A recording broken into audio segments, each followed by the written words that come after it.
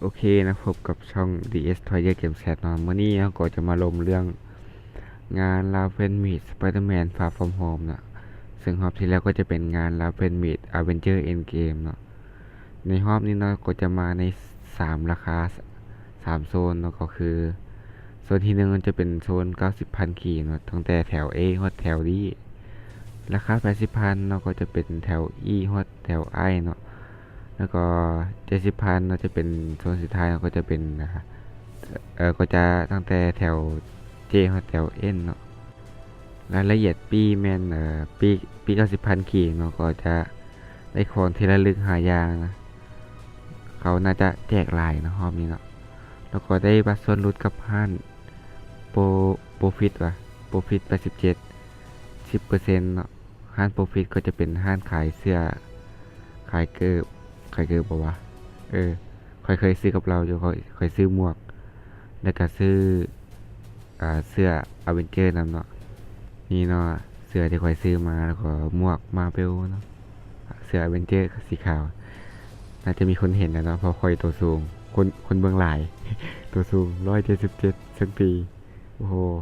มีคนแนมเบิ่งกดอายโอเคต่อมาเนาะราคา80,000เนาะซึ่งราคา80,000ก็จะได้ของทีละลึก4อย่างเนาะตัว90,000ได้5อย่างนะแต่80,000ได้4อย่างเนาะต่อมาเนาะก็จะเป็น70,000เนาะก็จะได้ของทีละลึก3อย่างแล้วก็ได้บัตรส่วนลดอันโปรฟิตคือกันเนาะ10%นะต่อมาเนาะรายละเอียดเรื่องเอ่อ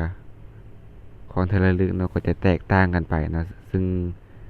90,000เนาะก็จะมีของแจกอ่าอันนั้นอันนี้บ่คือกันกับตัวแถว70,000บ่คือกันประมาณนี้นะโอเคเนาะต่อมาก็จะเป็นเรื่องปีหนังเนาะปีที่ทุกคนจองมันสามารถใช้ในโซนกิจกรรมในงานได้โซนหนึ่งครั้งเอ่อโซนละหนึ่งครั้ง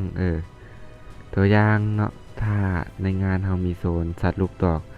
เอาของรางวัลทุกคนก็สามารถใช้ปีสัตว์ลูกดอกในหนึ่งครั้งเนาะไอ้สมมุติเด้สมมุติอืมแล้วก็ปีนี้เราสามารถเข้าไปเบิ่งหนังได้ปีหนังก็ต้องเข้าไปเบิ่งหนังเออบอกเลยว่าคุ้มกว่ารอบที่แล้วอีกเนาะ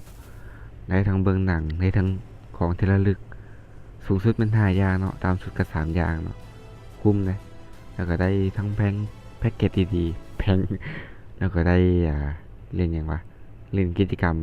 เอารางวัลอีกได้รอบที่แล้วจะเป็นตอบคำถามเนาะกิจกรรมตอบคำถามเอารางวัลรอบนี้น่าจะตอบคำถามคือกันเนาะบอกกาให้เอ่อ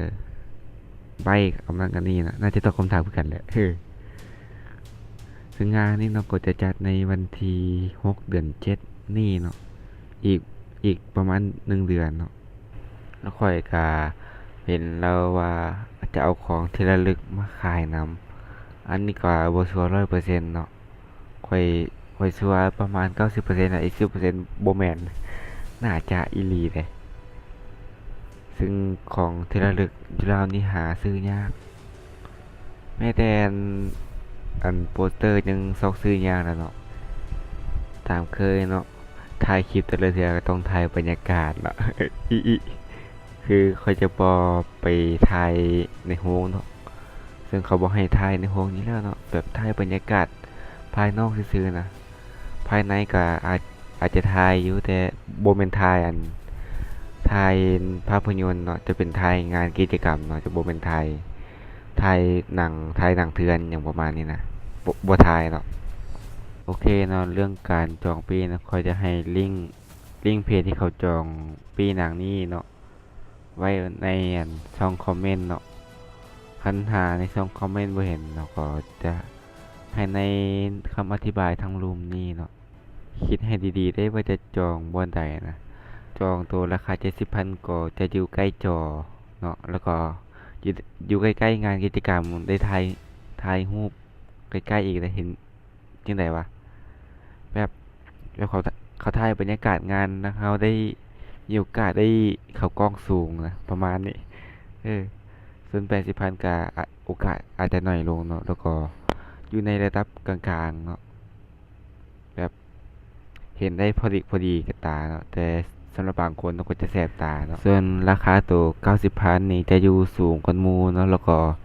เห็นได้ชัดเนาะสำหรับคนที่สายตาบ่ดีเนาะเส้นข้อยเนาะอยู่สูงบ่ได้เนาะเพราะว่ามันไกลจอเนาะจอมันก็ใหญ่อยู่แล้วเห็นชัดอยู่แล้วเนาะแต่ข้อยเบิ่งไกลบ่อยากเห็นบันไดนะแบบตาซ้ายเห็นชัดแต่ตาขวาเห็นบ่ชัดนะก็เลยเบิ่งได้บ่ดีปานใดข้อยก็เลยอยู่โซน80ซะเนาะโซน80,000เนาะเห็นได้แบบพอดีเนาะโอเคเนาะคันมีรายละเอียดหยังเพิ่มเติมแล้วจะมา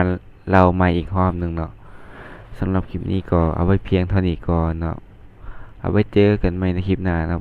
บ่มีคลิปหยังจะเฮ็ดละเลยเอาคลิปนี้มาเฮ็ดเล่นเนาะโอเคนะบ๊ายบายบอกไว้ก่อนเนาะว่าเราบ่ได้ขาดสปอนเซอร์หยังเลยอยากเฮ็ดเองล้วนๆไปละบาย